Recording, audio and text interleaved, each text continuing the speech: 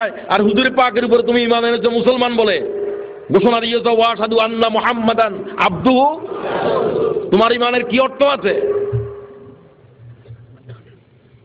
তুমি কি ঈমান আনো নাই? মুহাম্মদ রাসূলুল্লাহ যা বলছে আল্লাহ থেকে বলছে, ঠিক কিনা বলেন?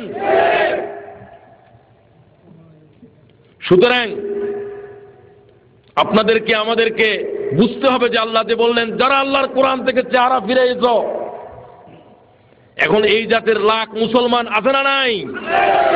এই সমাজে আছে। কোরআন শরীফ থেকে যারা চেহারা উঠে ফেলছে, যারা অন্যদিকে ফিরেছে, এদের সংবিধানে কোরআন নাই, এদের ম্যানিফেস্টোতে কোরআন নাই, এদের জীবনে কোরআন নাই, ঠিক কিনা বলেন? মুসলমানদের নেতৃত্ব দেয়।